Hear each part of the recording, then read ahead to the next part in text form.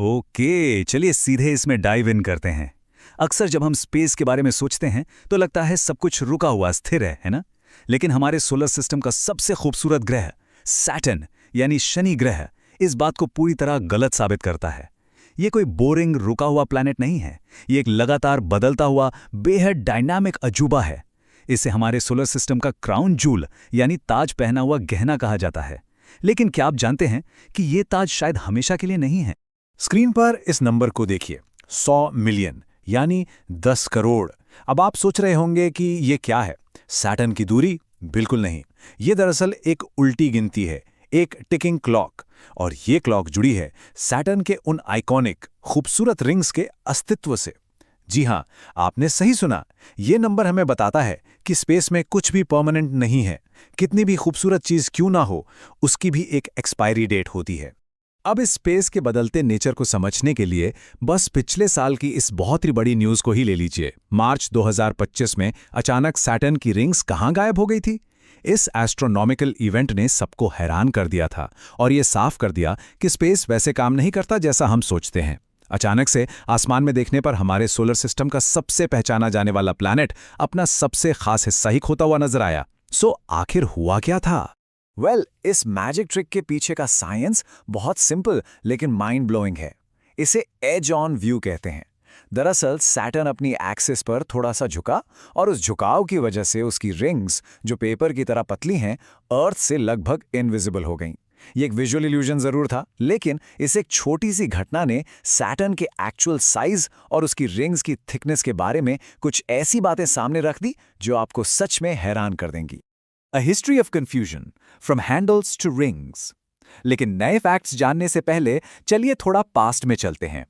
आपको पता है, शुरुआत में एस्ट्रोनॉमी थोड़ी कॉमेडी ऑफ एरर्स जैसी थी, खासकर सैटर्न को लेकर। जो शुरुआती ऑब्जर्वेशंस थे वो बड़े ही मासूम और अजीब थे। आज हमारे पास इतने एडवांस टेलीस्कोप्स हैं, लेकिन उस जमाने में इस प्लैनेट को समझना किसी भूल भुलैया से कम नहीं था। और ये टाइमलाइन ब्रिलियंटली इलस्ट्रेट करती है कि 17वीं सेंचुरी में एस्ट्रोनॉमी कितनी तेजी से आगे बढ़ रही थी। 1610 में गैलीलियो ने अपने बेसिक टेलीस्कोप से कुछ अजीब शेप्स देखीं। फिर ठीक 45 साल बाद 1655 में क्रिश्चियन ह्यूगिन्स ने थोड़ा बेटर टेलीस्कोप यूज किया और बताया कि ये एक फ्लैट रिंग है। और उसके थोड़े टाइम बाद 1675 में कसीनी ने रिंग्स के बीच के गैप को ढूंढ निकाला, जिसे आज हम कसीनी डिवीजन कहते हैं। इन सब में सबसे मजेदार बात पता है क्या है? गैलीलियो, जो इतने महान साइंटिस्ट थे, उन्होंने शुरू में क्या सोचा था? उन्होंने 1610 में लिखा कि उन्हें प्लैनेट के दोनों तरफ कान या हैंडल जैसी कोई चीज दिख रही है। इमेजिन कीजिए, उन्हें लगा कि सैटर्न कोई ट्रिपल प्लैनेट सिस्टम है जिसके कान निकले हुए हैं। आसमान में एक ऐसा ग्रह ढूंढना जिसके कान हो। आज हम इस पर हंस सकते हैं, लेकिन ये परफेक्टली दिखाता है कि उस वक्त हमारी टेक्नोलॉजी कितनी लिमिटेड थी।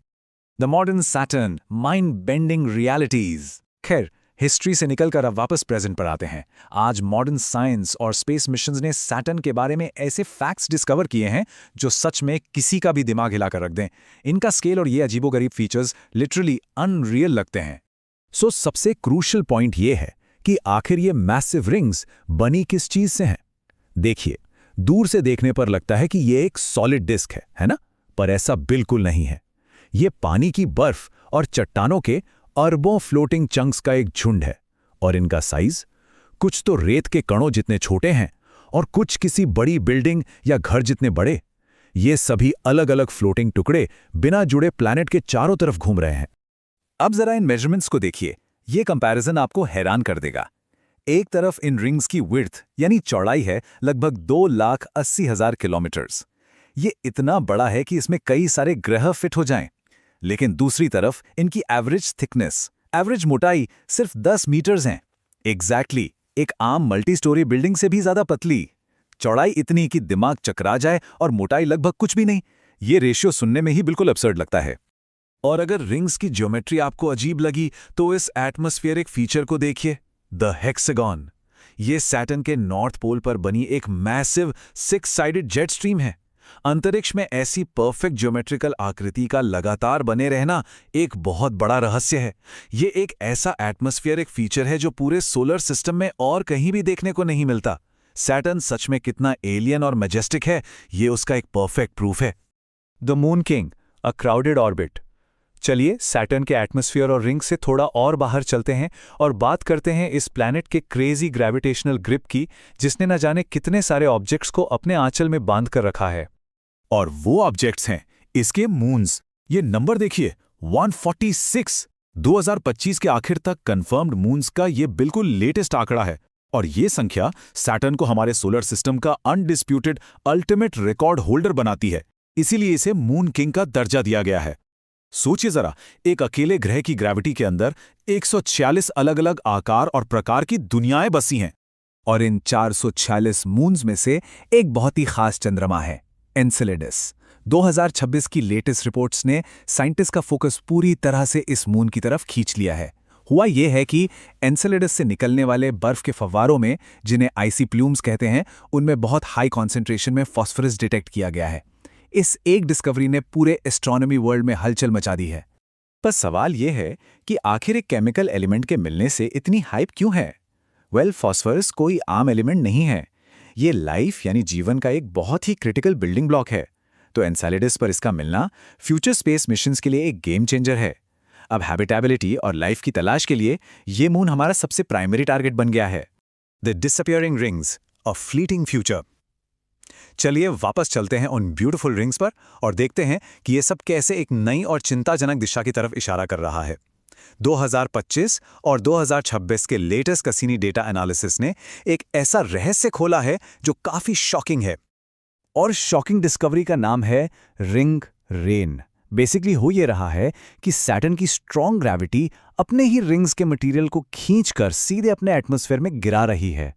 अगर सिंपल वर्ड्स में कहूं तो रिंग्स एक्चुअली प्लैनेट पर बारिश के रूप में गिर रही हैं। यानी वो खूबसूरती जिसे हम एडमायर करते हैं, वो धीरे धीरे टूटकर एक्टिवली सैटर्न के अंदर ही समा रही है। और ये नया एनालिसिस हमें वापस उस हुक पर ले आता है जहां से हमने इस एक्सप्लेनर की शुरुआत की थी। 100 मिलियन यानी 10 करोड़ साल।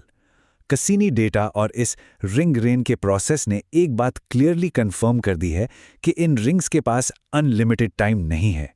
इनकी एक तय एक्सपायरेशन डेट है और आने वाले 10 करोड़ सालों में ये रिंग्स कंप्लीटली गायब हो सकती हैं। ये सब हमें एक बहुत ही गहरे सवाल के साथ छोड़ जाता है। जब इस पूरे यूनिवर्स की आयु अरबों साल है, तो क्या हम बस इनक्रेडिबली लकी हैं कि हम ठीक उस एग्जैक्ट मोमेंट पर एग्जिस्ट करते हैं जब सैटर्न के पास उसकी ये आकर्षक रिंग्स मौजूद हैं? ये हमें सिखाता है कि इस ब्रह्मांड में सब कुछ कितना क्षणिक, कितना फ्लीटिंग और बदलता हुआ है। एक ऐसी थॉट जो सच में सोचने पर मजबूर कर देती है। आज के इस सफर में हमारे साथ जुड़ने के लिए बहुत शुक्रिया।